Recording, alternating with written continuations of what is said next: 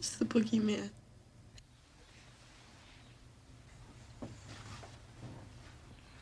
As a matter of fact, it was.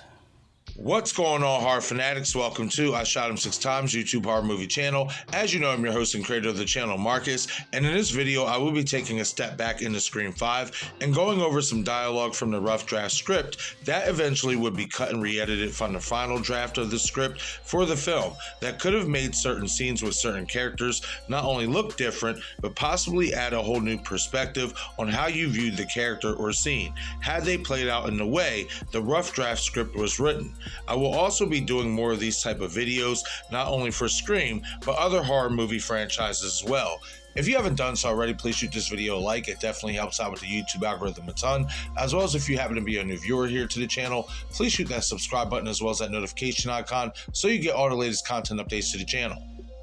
Okay, so first and foremost, I want to give a shout out to nevecampbell over at screamfranchise.com for having this rough draft script for Scream 5. As you can see, his website is legit and dedicated to everything Scream, so definitely if you are a Scream fan, go check the website out. If you are not familiar with it, he's got a ton of great content over there.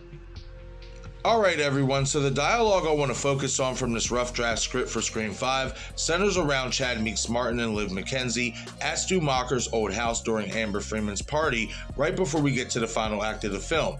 As you can remember, Chad and Liv are companions in the film, and in this scene at the party, Liv wants Chad to take her upstairs to have sex, in which Chad declines, citing that he cannot be sure on whether she is the killer or not.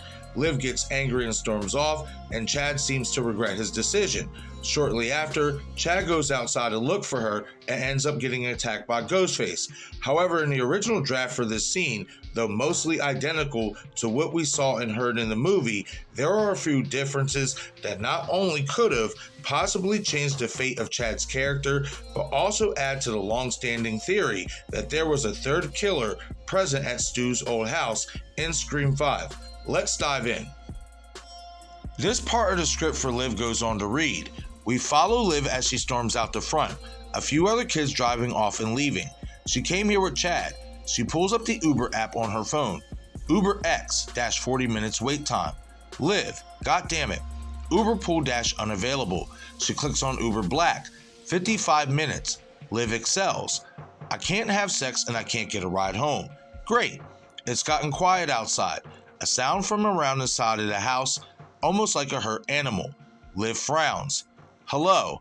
No response. Liv shakes her head. Orders the Uber X. 40 fucking minutes. That sound again, like a whining. Hello. It's dark back there, but something sounds hurt. She takes a step towards the dark side of the house. Stops. Reaches into her purse. Pulls out a knife. 6-inch blade, gnarly weapon. Precious bedazzled on the handle. Brandishing the knife, she moves around the house, following the sound, stepping into the dark.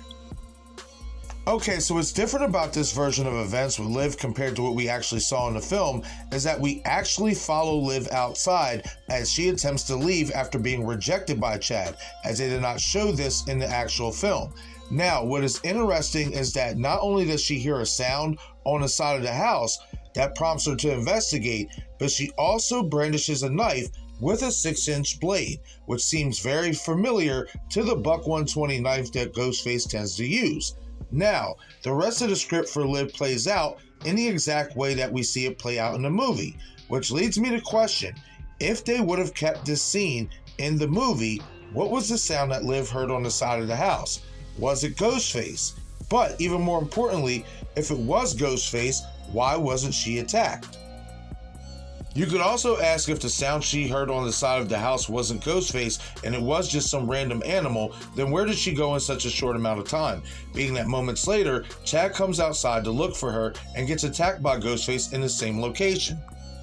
I think it's possible to assume that maybe it was intended to reveal Liv as Ghostface and a third possible killer in the film, but the idea along with her scene outside was edited and cut, because if you keep that scene and add in the factors that the messages luring Chad outside came from her phone, and the fact that we don't see her return in the house up until we see the scene on the couch with Mindy, it would have been made very obvious she was Ghostface. And given the fact they made Amber's reveal as Ghostface with the cloning of her phone obvious, I believe you could assume they spotted this and decided to scrap the idea of Liv as a killer along with this scene of her outside entirely, which if that was the case, it was a smart move in my opinion.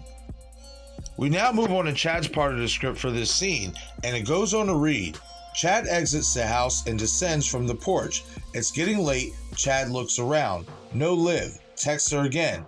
You're scaring me. Please let me know you're okay. Finally, the three dots appear. Liv writing back. Come find me and make it up to me. Chad frowns, about to text back when a notification pops up. Liv has accepted your Find My Friends request. Share location. Chad smiles, opens the Find My Friends app, and clicks accept. According to this, Liv is 110 feet away. Chad, alright, let's go sexually make it up to her. He steps towards the road, scanning for Liv. The map on his phone reorients. He was moving the wrong way. He steps back towards the house. 80 feet away now. Chad moves to the right, approaching the corner of the house that we saw Liv go around. 60 feet. Chad heads around the side of the house, darker here, trips over a garden hose. 30 feet. 20. 10. He comes upon a strange sight, a pile of leaves with a boot peeking out. He looks at the phone, 2 feet away. Chad starts clearing away the leaves. We just know he's going to find Liv's butchered corpse under there. Liv? Closer to the body beneath, closer. Oh fuck, it's Ghostface. He stabs Chad in the stomach. Crack. Chad clocks him in the head with the candlestick. Ghostface falls back, dazed. In spite of his wound, Chad wails on Ghostface, using his midsection as a punching bag, turns and bolts back towards the house, towards safety, bleeding like a stuck pig. Hey, help! Ghostface springs up behind Chad and tackles him to the ground, and in one swift motion, slices Chad's throat. Chad's hands grip his gushing throat, trying to stop the flow. Crawling on his belly, he's still trying to get to the front of the house. Headlights appear as a car approaches, Richie's Prius. Chad tries to scream, but can only manage a strangled gurgle. Help! Ghostface watches until Chad stops moving. Okay, so obviously a few things different here for Chad's Ghostface attack scene outside of Stu Macher's old house, as instead of Ghostface just popping up behind him like we see in the movie, in this version of the script, Ghostface is covered in a pile of leaves, and as Chad gets closer to him, he then proceeds to pop out on Chad, starting the attack.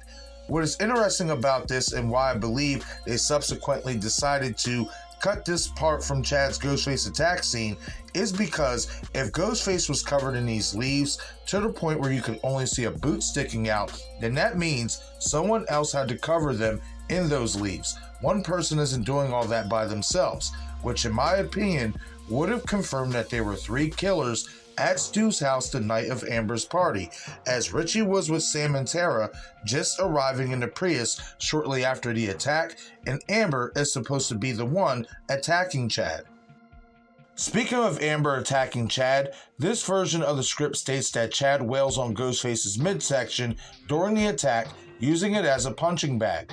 The reason I believe this was cut and re-edited is because it is very hard to believe that someone of Amber's stature and weight could endure punches to the gut by someone like Chad, who easily holds a 70-pound or better weight advantage over them, and just pop back up like nothing ever happened, and show no symbolism of bruising or at least having the wind knocked out of them for a period of time.